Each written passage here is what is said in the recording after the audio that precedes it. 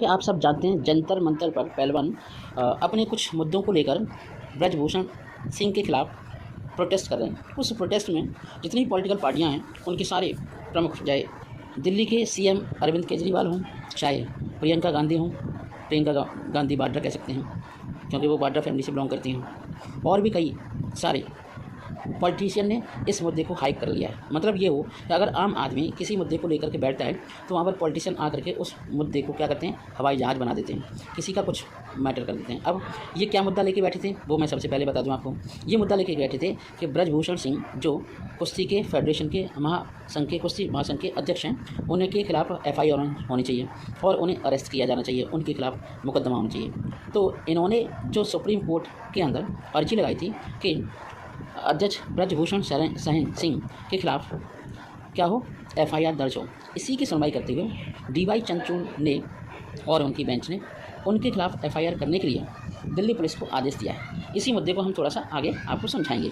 पहलवानों से बोला सुप्रीम कोर्ट आप FIR चाहते थे, वो हो गई है। इसका मतलब ये हुआ कि FIR ब्रजभूषण के अगेंस्ट हो चुकी है दिल्ली में अदालत। फिर उन्होंने कहा कि अगर आप कोई और किसी मैटर पर डिस्कस करना चाहते हैं, मॉनिटरिंग कराना चाहते हैं, तो आप क्या करें, निचली अदालत चाहिए। कुश्ती महासंघ के अध्यक्ष ब्रजभूषण सिंह के खिलाफ एक बार फिर पहुंचे पहलवानों को सुप्रीम कोर्ट ने यही सलाह दी कि आप एक काम करिए, निचली अदालत में जाइए। आपकी मांग थी कि FIR दर्ज हो, तो चीफ जस्टिस DY चंद्रचूड़ की बेंच ने कहा कि आपकी मांग स्वीकार कर ली गई है और FIR भी हो चुकी है ब्रजभूषण शरण सिंह के खिलाफ। कुश्ती महासंघ के अध्यक्ष और एक बार फिर कोर्ट पहुंच गए। तो ये सिलसिला सुप्रीम कोर्ट ये चाहता है कि माननीय सुप्रीम कोर्ट चाहता है कि जो भी मैटर है अब निचली अदालत में सुना जाए और सुप्रीम कोर्ट केवल और केवल मॉनिटर करेगा। चीफ जस्टिस DY चंद्रचूड़ की बेंच ने कहा कि आपकी मांग FIR दर्ज होने तक थी, पूरी हो गई, अब आप निचली अदालत में जाइए। इसका मतलब ये नहीं है कि सुप्रीम कोर्ट कोई भी मैटर को मॉनिटर नहीं करेगा।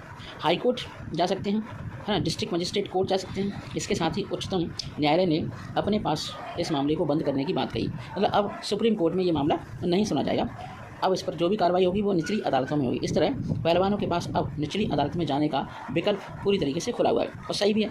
महिला पहलवानों के वकील नरेंद्र हुड्डा ने सुनवाई के दौरान कहा था, नरेंद्र हुड्डा सुनवाई कर रहे हैं, कि अदालत को सुप्रीम कोर्ट के एक रिटायर्ड जज को जांच के निगरानी सौंपनी चाहिए, जो भी रिटायर्ड जज हैं।